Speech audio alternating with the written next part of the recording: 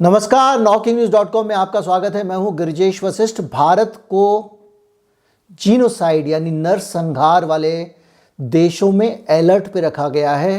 भारत को ऐसे देशों में अलर्ट पे रखा गया है जहां पे बड़ी संख्या में लोगों के नरसंहार के लेके हालात बनने शुरू हो गए हैं।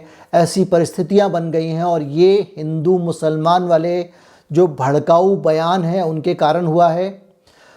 हाल में हरिद्वार में धर्म संसद में जिस तरह के भड़काऊ बयान दिए गए, दिल्ली में जिस तरह के अश्विनी उपाध्याय के नेतृत्व में रैलियां निकाली गई, जुलूस निकाले गए संसद पे इस सरकार की नाक के नीचे, उन सारी चीज़ों को देखते हुए भारत के ऊपर गंभीर सवाल उठे हैं और हालत ये आ गई है कि भारत सरकार को जल्दी ही कुछ करना पड़ेगा, वरना भारत के लिए साख बचाना मुश्किल हो जाएगा। हम बेहद पिछड़े, बहशी और हिंसक समाज के तौर पर पहचाने जाने लगे हैं। क्या नया डेवलपमेंट है, क्या मामला है, और जो हरिद्वार की धर्म संसद में यति नरसिंहानंद ने जिस तरह के बयान दिए थे उनका भारत के ऊपर क्या प्रभाव पड़ा है, इसके बारे में बात बताऊंगा। मैं आपको बताऊंगा पूरी दुनिया में क्या हो रहा है, अमेरिका में क्या हो रहा है और भारत के खिलाफ किस तरह की तैयारियां शुरू हो गई हैं। कहीं मत जाइए, चैनल को सब्सक्राइब कर लीजिए। अगर आप हमारे चैनल को सपोर्ट करना चाहते हैं तो हमारे UPI ID डिस्क्रिप्शन में है, उसके ज़रिए आप हमको भुगतान कर सकते हैं।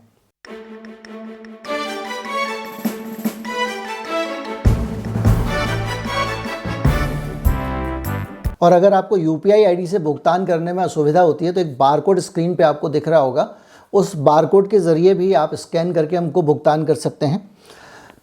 हुआ ये है कि अमेरिका की संसद में भारत की सरकार के खिलाफ, भारत देश के खिलाफ एक बड़ा मसला उठने जा रहा है और ये मसला है धर्म संसद जो हरिद्वार में हुई थी उसके कारण। और धर्म संसद अब अमेरिका की संसद में उठने वाली है। द टेलीग्राफ की खबर के मुताबिक अमेरिका में जो NRIs हैं उन्होंने बाकायदा कुछ संगठन बनाए हुए हैं और उन लोगों ने, जो प्रवासी समूह हैं भारत के, उन्होंने एक साथ जेनोसाइड वॉच और एमनेस्टी इंटरनेशनल की मदद ली है और वो भारत में मुसलमानों के नरसंहार से जुड़े आह्वान को लेकर अमेरिकी संसद में सुनवाई चाहते हैं। वो चाहते हैं अमेरिकी संसद में इस पर चर्चा हो कि भारत में मुसलमानों के नरसंहार की तैयारियां चल रही हैं। अब आप कहेंगे कि साहब तैयारियां चल रही हैं, कहाँ तैयारियां चल रही हैं? एक आदमी ने बयान दे दिया तो उसको तैयारी मान लेंगे क्या?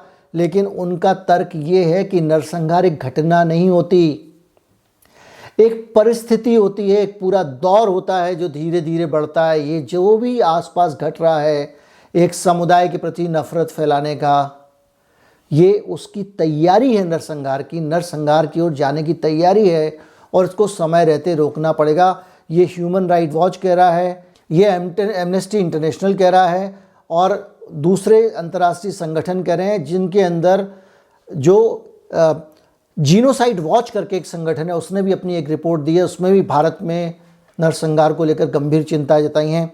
जीनोसाइड वॉच के अध्यक्ष ग्रेगरी स्टेंटन हैं।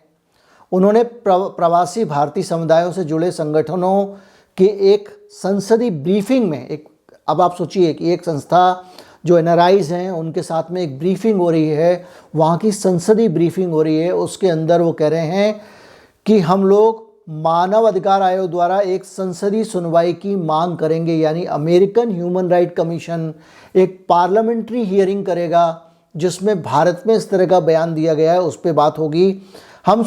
इस सुनवाई का उद्देश्य अमेरिकी संसद में एक प्रस्ताव पास करना होगा जिससे भारतीय प्रधानमंत्री नरेंद्र मोदी और उनकी सरकार को एक चेतावनी अमेरिका से अधिकृत रूप से संसद से दी जा सके और उन्हें नरसंहार से जुड़े हुए आह्वानों को उकसाना अपने आप में अपराध है, ये बात उनको कही जाए और वो इसको बंद क्यों नहीं कर रहे हैं ये भी कहा जाए। इतना ही नहीं है, उन्होंने कहा कि नरसंहार एक घटना नहीं बल्कि एक प्रक्रिया होती है और ये जो बयान है ये उस प्रक्रिया का हिस्सा हैं। धीरे धीरे करके ये प्रक्रिया आगे बढ़ती है और धीरे धीरे करके समाज में जहर बोया जाता है। ये स्थिति हमारे हिंदुस्तान की, दुनिया की नज़र से है, हमारे सामने धीरे धीरे बदल रहा है। आपका कोई कपड़ा होता है, फेड करता है, आपको पता नहीं चलता, आप पहनते रहते हैं, लेकिन बाहर वाला जब देखता है उसको पता लगता है अरे ये तो काफ़ी फेड हो गया आपका, आपको लगता है अच्छा क्यों, क्योंकि आप उसी में जी रहे हैं। हम लोग हिंदुस्तान में जी रहे हैं, हमको पता ही नहीं है कि हमारा समाज किस जहरीले रास्ते पे चल पड़ा है। कोई आदमी, अगर समझदार आदमी हिंदुस्तान का आवाज़ उठाता है, इस बारे में बोलता है, तो आप क्या करते हो, आप उसको घोषित कर देते हो ये देश विरोधी है, देशद्रोही है, पाकिस्तान भेजो वगैरह वगैरह। कोई इंटरनेशनल संस्था करती है तो बोले तो भारत का विरोधी करती है।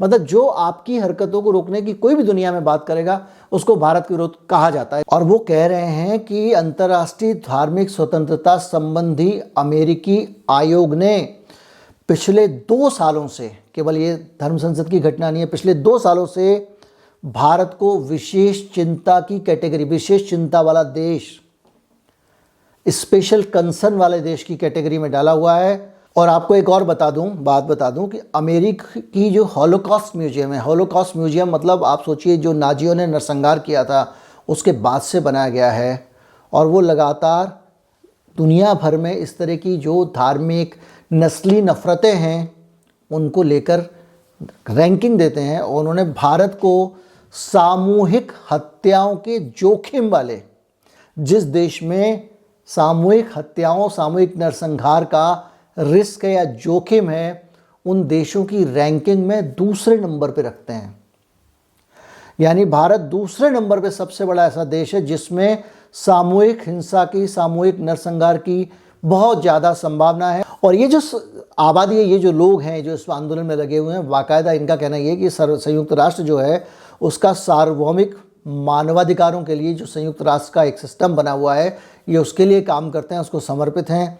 और उन्होंने बताया कि आयोग बीते 2 सालों से भारत को विशेष चिंता के देश के रूप में चिन्हित करने की मांग कर रहा है और वो उस मामले पर भी सुनवाई कर सकता है। तो आप ऐसे समझो कि आप जो समझते हैं आपके आसपास हो रहा है या व्हाट्सएप में आप फॉरवर्ड कर देते हैं, ये छोटी मोटी चीज़ नहीं है। जो सोशल मीडिया सेल झूठे और नफरती मैसेज आपको भेजती है, आपके मैसेज में आते हैं, छोटी चीज़ नहीं है। जो आदमी आपके व्हाट्सएप में किसी समाज, किसी समुदाय, किसी धर्म के बारे में झूठी जानकारी देकर भड़काने की कोशिश कर रहा है, वो छोटा काम नहीं कर रहा है, वो आपको नरसंहार के लिए मानसिक रूप से तैयार कर रहा है। अब समझ में आया मैं आपको क्यों बार बार नफ़रत के खिलाफ समझाता रहता हूँ। मैं क्यों कहता हूँ कि आप जो कहते हो कि इनको व्यापार से बहिष्कार कर दो तो आपका क्या नुकसान होगा, मैं क्यों बताता हूँ कि नहीं भैया ऐसा नहीं है, ज़्यादा बच्चे पैदा करने से आबादी नहीं बढ़ रही है। मैं आपको बताता हूँ इतने बच्चे पैदा नहीं हो रहे जितना आपको समझाया जा रहा है, इतने साल में आबादी डबल हो जाएगी, ट्रिपल हो जाएगी, ऐसा नहीं है। जहाँ डबल ट्रिपल हो गई वहाँ पे धर्म नहीं, देश इस्लामिक देश नहीं बन जाता है। खूब वीडियो बना बना के आपको समझाता हूँ ताकि आप ये नरसंहार की जो प्रक्रिया चल रही है उसका हिस्सा ना बन जाए, उसमें शामिल ना हो जाएं।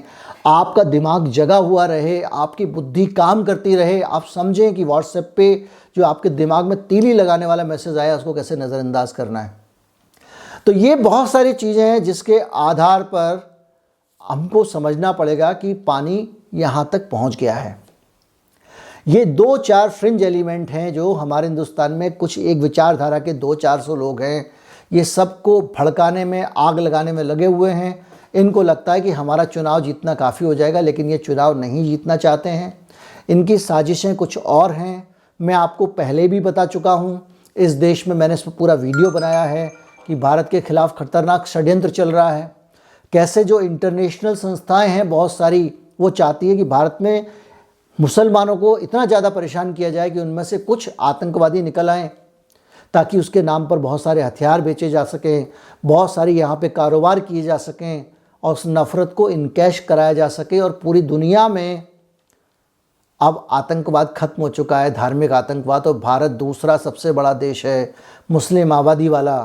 तो इस देश को कैसे भड़काया जाए, यहाँ मुस्लिम आबादी को कैसे भड़काया जाए, तो उसके लिए बहुसंख्यक आबादी से कैसे उसको परेशान करवाया जाए, इस सब काम में विदेशी एजेंट लगे हुए हैं। और हमारे देश के बहुत सारे नेता वेता भी, ये सब भी उन्हीं के लिए काम कर रहे हैं। हम सब जानते हैं कहाँ कहाँ कैसे कैसे हुआ, अलकायदा कैसे बना, सऊदी अरब ने किसको मदद की, अफ़गानिस्तान में तालिबान कहाँ से आए, आप मेरा वीडियो देखते हैं। तो ये एक अपने आप में फिर अलार्म है। अपने आप को सावधान करिए, इन सब चीज़ों से दूर रहिए। देश में कोई टेंशन नहीं है, मिल के रहिए, और मिल के रहते चले आ रहे हैं, और हम लोग 2-4 लाख साल तक मिल के रह सकते हैं। इन भड़काऊ लोगों की बातों में मत आइए। उम्मीद करता हूँ वीडियो आपको अच्छा लगा होगा। ख़राब लगा हो तब भी कमेंट करके जो बुरा भला आप लोग कहते हैं कह सकते हैं, मैं स्वागत करूँगा। इस वीडियो को ज़्यादा से ज़्यादा लोगों तक पहुँचाएँ, शेयर करें। ये देश रहेगा तभी हम रहेंगे। नमस्कार, जय हिंद।